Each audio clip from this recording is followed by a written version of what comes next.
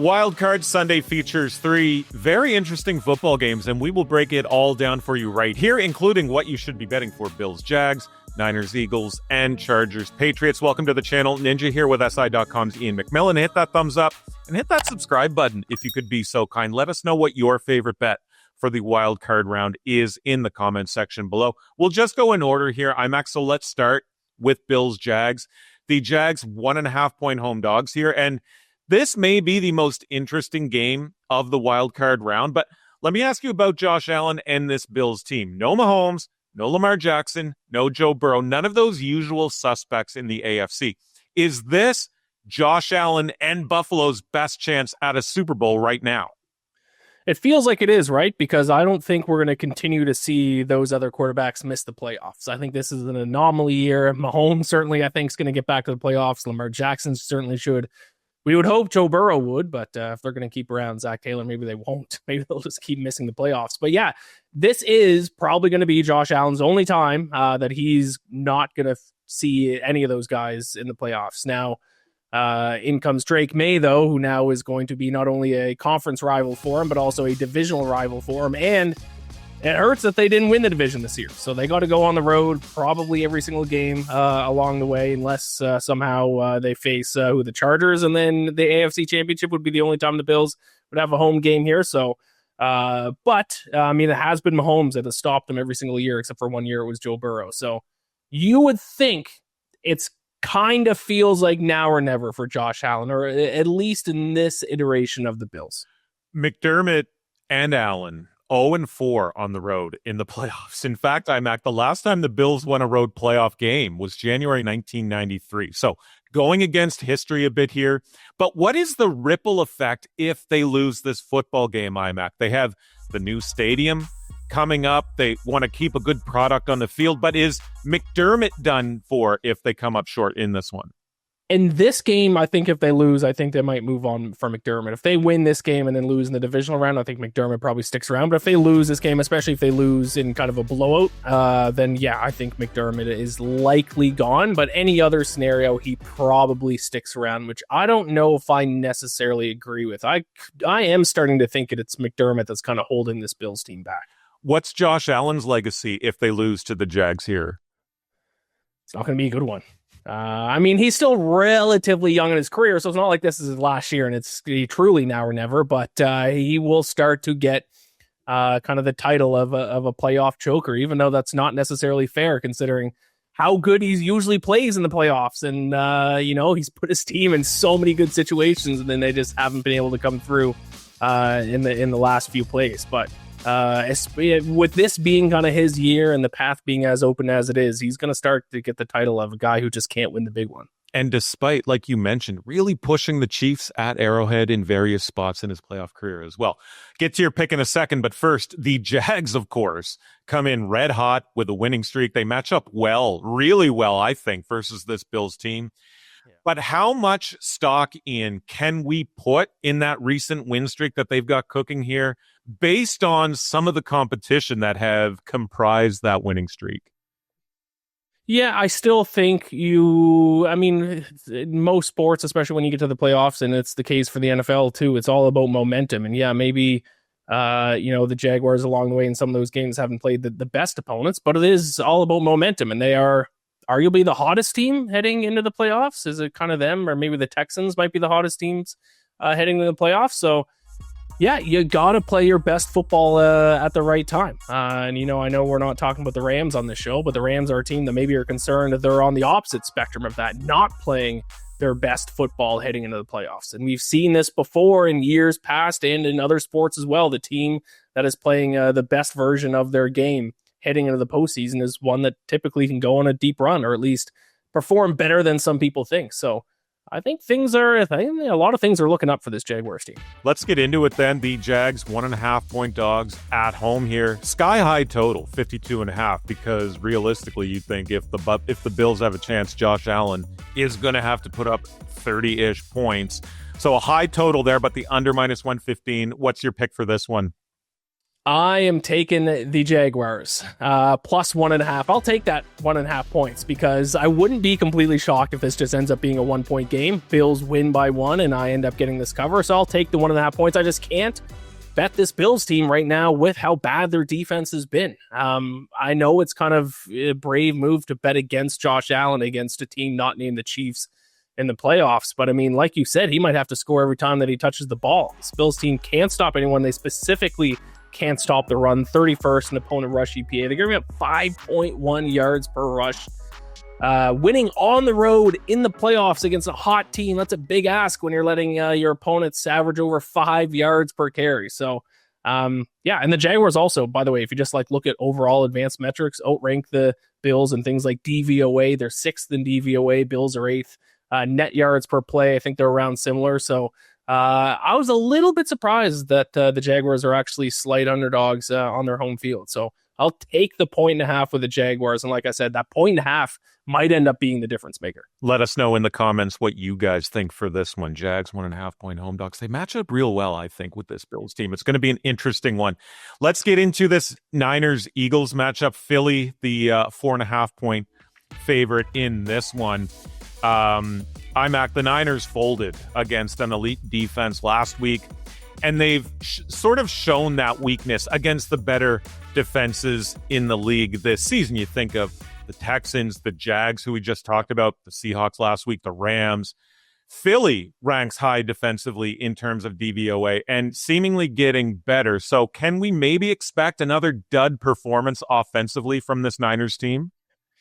Yeah, the Eagles, I mean, we were just talking about teams hitting their stride at the right moment. Maybe not the Eagles offense, although they've been playing better than they did in the middle part of the season, but the Eagles defense certainly hitting their stride at the right moment. If you look back to week 10, I think it is, they're top 5 in both opponent EPA and opponent success rate.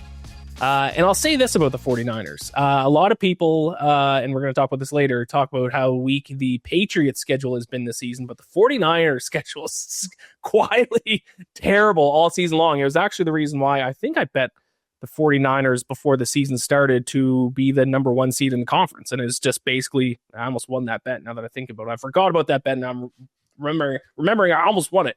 And it was just solely because of their schedule heading into the season. And anytime they faced a really good opponent, they kind of lost. Texans, they lost to the Buccaneers, lost to the Jaguars, but then their wins against the Giants, the Cardinals, the Panthers, the Browns, the Titans, an injured Colts team.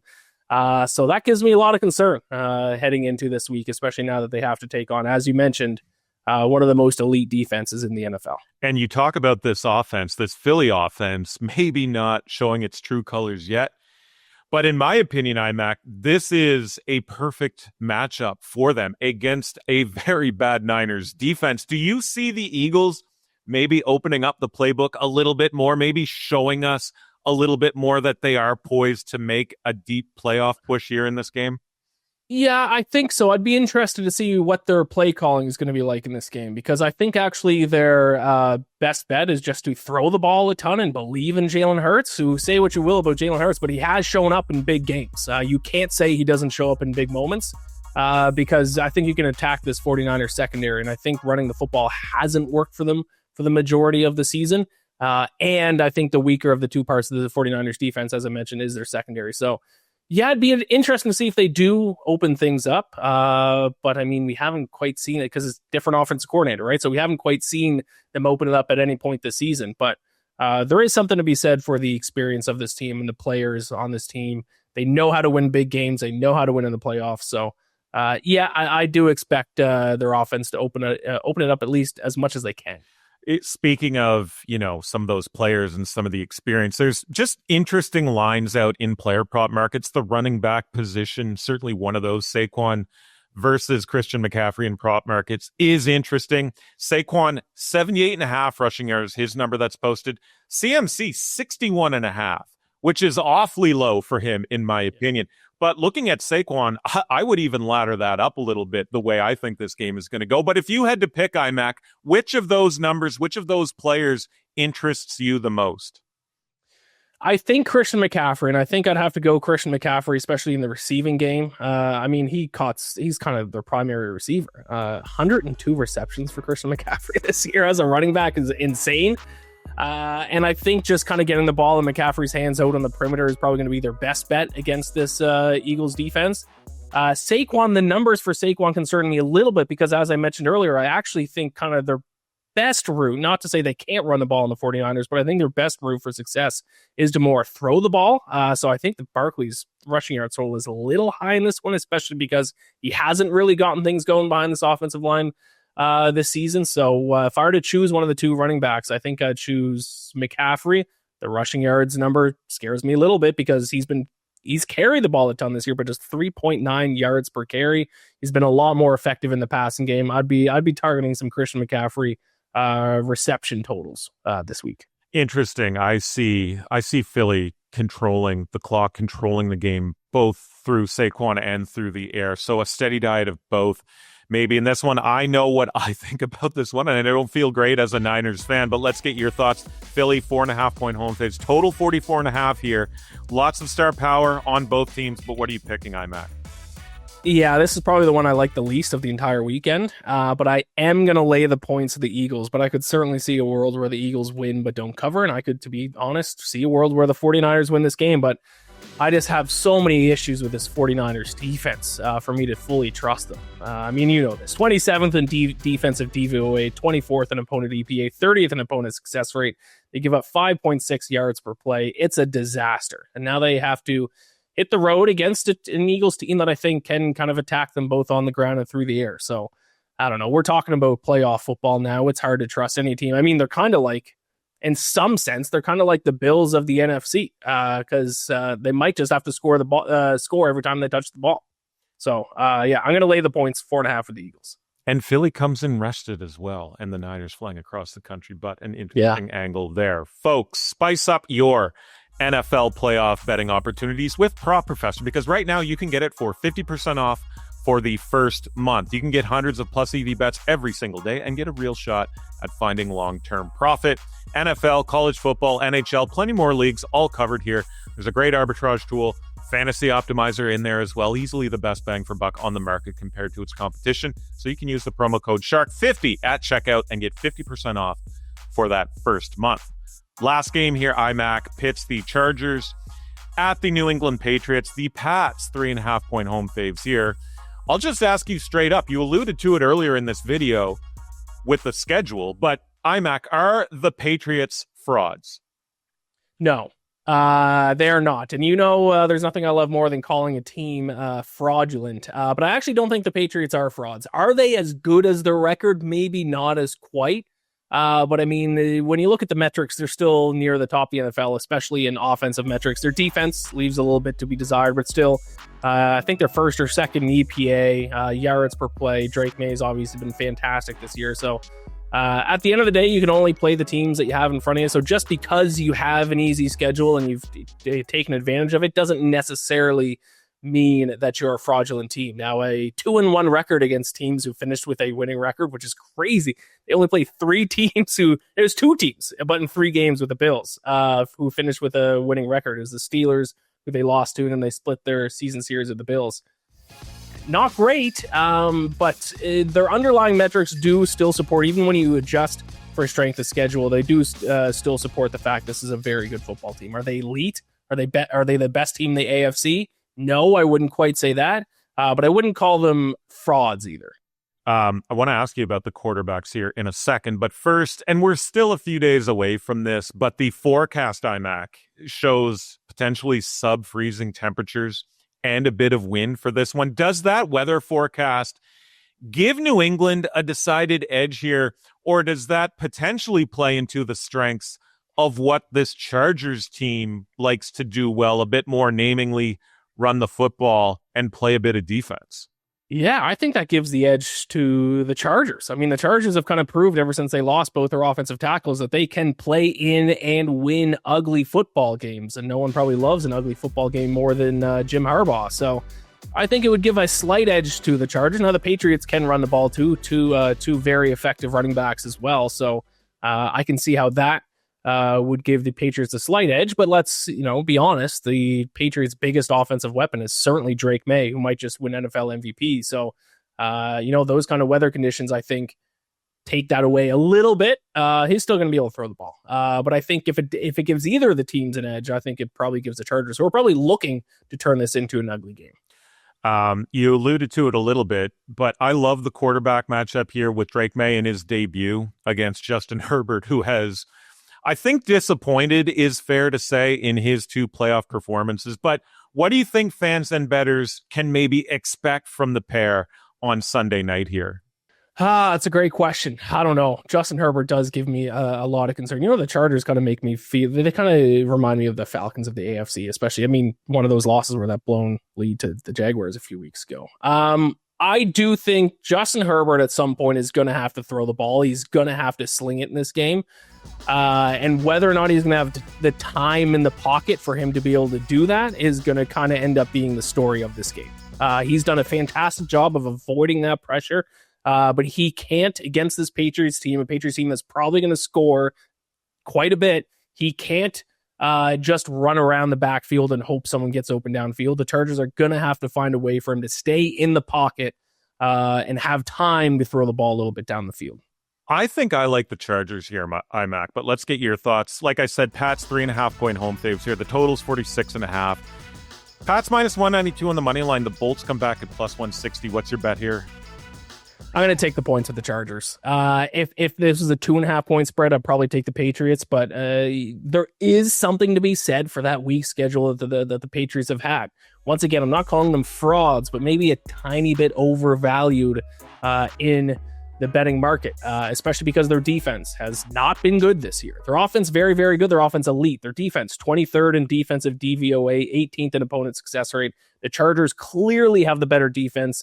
10th in opponent EPA, 7th in opponent success rate. So, the Chargers not only have the better defense, but their defense has been playing a lot better down the final stretch of the season. And Jim Harbaugh is going to try to make this into an ugly football game. And if he does, I could see this being a 3-point difference in the final score. I will say, and I talked about this earlier, the key for the Chargers is giving Justin Herbert some type of time, because we know the weakness of this team is both their offensive tackles are out. Patriots haven't done a good job of pressuring opposing quarterbacks. I think a little bit of an underrated storyline heading into this game. Pressure rate of 19% heading into the playoffs. That is in the bottom 10 of the NFL. So if they give Justin Herbert time, the Chargers might not only cover this game, they might pull off this upset outright. So I'll take the 3.5 points with Los Angeles. Totally buying what you're selling here, IMAC. But forget about those 3 picks you just broke down. Give us a 3-leg Sunday wild card parlay slip. 1 pick from each game here. All right, I love it. Here we go. We're doing plus money for all 3 plays. We're going to start Bills, Jaguars. Like I said, Bills can't stop the run.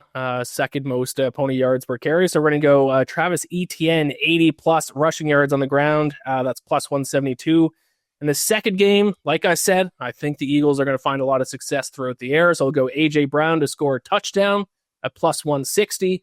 And then finally, yes, Justin Herbert, I do think he's going to have to sling the rock at some point. The Chargers are going to have to run the ball early in the game, but at some point to keep up with this Patriots offense, I think they're going to have to look to Justin Herbert. So Herbert, 250-plus passing yards. I think he's going to have a big game. So those 3 legs, parlay them together, plus 1,696. So almost 17-1 odds. ETN, 80-plus rushing yards. A.J. Brown, anytime touchdown. Justin Herbert, 250-plus passing yards. Too good to pass up.